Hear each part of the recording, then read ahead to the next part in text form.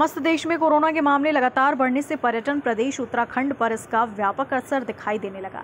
Corona के खौफ से और सरकार द्वारा जारी गाइडलाइन के कारण मसूरी आने वाले पर्यटक अपनी बुकिंग कैंसिल करवा रहे। आमतौर पर पर्यटकों से गुलजार रहने वाला माल रोड भी सूना सूना सा दिखाई देने लगा, जिसको लेकर होटल व्यवसायियों के साथ ही व्यापार मंडल और टैक्सी मैक्सी महासंघ द्वारा लाइब्रेरी स्थित एक होटल के सभागार में प्रेस वार्ता की गई, जिसमें सभी ने आगामी पर्यटन सीजन में पर्यटकों की संख्या में लगातार हो रही कमी को लेकर चिंता व्यक्त की। कहा कि शीघ्र एक प्रतिनिधिमंडल मुख्यमंत्री से वार्ता करेगा और विभिन्न करों में भी छूट देने की मांग करेगा, ताकि पर्यटन प्रदेश के व्यापारियों को राहत मिल सके। इस अवसर पर उत्तराखंड होटल एसोसिएशन के प्रदेश अध्यक्ष संदीप साहनी ने कहा, होटल व्यवसाय सीजन को लेकर बहुत चिंतित हैं। उन्होंने कहा, अप्रैल माह में महाराष्ट्र और बंगाल के पर्यटक मसूरी भ्रमण के लिए आते थे, लेकिन इस बार बहुत ही कम संख्या में पर्यटक आ रहे हैं। होटलों में 20% ही पर्यटक पहुंच रहे हैं। इस कड़ी में मसूरी व्यापार मंडल अध्यक्ष रजत अग्रवाल ने कहा कि पर्यटक को मसूरी आने पर किसी भी तरह का प्रतिबंध नहीं लगाना चाहिए।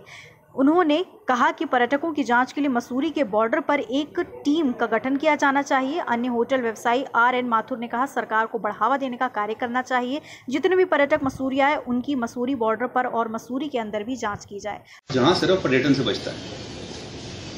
हमारे यहाँ कोई और उद्योग नहीं है जो रोजगार देता है, कोई और उद्योग ऐसा नहीं है जो सरकार को राजस्व देता है। पिछले साल के कोविड के जो घाव हमारे पे लगे थे, राजस्व देता है। पिछले साल के कोविड के जो घाव हमारे पे लगे थे, और ये स्थिति मेरी आज अधिकांश जगहों पे बात हुई। पर्यटक के अभाव में नैनीताल वाले कह रहे हैं 5 से 10% की ऑक्यूपेंसी चलाने वाला, वो रोजगार देता है, रोजगार मांगता नहीं है। वो अपनी मेहनत से सरकार को टैक्स देता है, जिससे सरकार भाई मैं आगे नहीं जाऊंगा।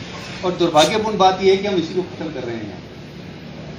हमें गुजरात की आई है, यहाँ पर night curfew, weekend lockdown Bombay की आई है, महाराष्ट्र की। इस प्रकार से जो केंद्र सरकार की नीतियों के अनुसार जो राज्य सरकार अपने आदेश दे रही हैं, उससे निश्चित तौर पर पर्यटन पर, खासकर उत्तराखंड पर बहुत गहरा असर पड़ेगा, क्योंकि समस्त राज्य, जो 12 राज्यों की लिस्ट उत्तराखंड सरकार के मुख्य सचिव और टूरिस्ट जो है इस खौफ से नहीं आ रहा है कि पता नहीं हमारे को कोरोना से इफेक्ट ना हो जाए या क्या नहीं हो जाए।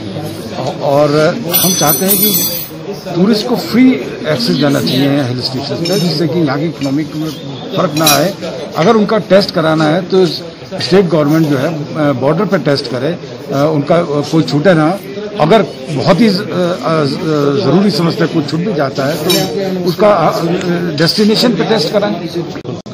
खत्म हो गया, क्या कहेंगे सरकार? देखिए, जैसे आप सब भी देख रहे हैं कि बिना लॉकडाउन के मसूरी में ऐसा हो रखा है जैसे कर्फ्यू लगी हो। आज की डेट में भी टूरिस्ट बिल्कुल नहीं है प्रदेश में और शहर में, और एक हमारे लिए एक चिंता का विषय है। हम अभी से हम लोग बहुत चिंतित हैं कि अगर ये ट्रेंड रहा आने वाले कुछ दिनों तक, कुछ हफ्तों तक, तो सिर्फ एक होटल वाले की नहीं बल्कि पूरे प्रदेश की अर्थव्यवस्था पे बहुत विपरीत असर पड़ जाएगा। हमारे बिजनेसेस बिल्कुल कोलैप्स कर जाएंगे, और जब बिजनेस बिल्कुल ठप हो जाएंगे तो नेचुरली बात है कि जितने लोगों को हम रोजगार देते हैं उनकी भी रोजी रोटी का संकट आएगा, और जो सरकार को राजस्व मिलता है GST का, इनकम टैक्स का, वो भी मंडरा जाएगा। तो इसके अनुरूप पर्यटक उत्तराखंड में आए तो इसका असर व्यवसाय पे पड़ेगा, बेरोजगारी भी पड़ेगा, और पूरे के पूरे उत्तराखंड के व्यापारी इस समय लामबंद होने को तैयार हैं। चाहे वो देहरादून के पटन बाजार के व्यापारी हों, चाहे वो मसूरी के व्यापारी हों, चाहे वो नैनीताल के व्यापारी हों। लामबंद होने के साथ साथ समस्त व्यापारी राज्य सरकार के खिलाफ आंदोलन कर खड़ा होने को तैयार हैं, अगर पर्यटन को रोका गया और पर्यटकों को बॉर्डर पर रोका गया। खबर भारतवर्ष के लिए मसूरी उत्तराखंड से वीरेंद्र रावत की रिपोर्ट। अपने शहर, अपने प्रदेश की ताज़ा खबरों के लिए लाइक करें, शेयर करें, सब्सक्राइब करें और हाँ, बेल आइकन दबाना ना भूलें, क्योंकि खबर हमारी, फैसला जनतंत्र का।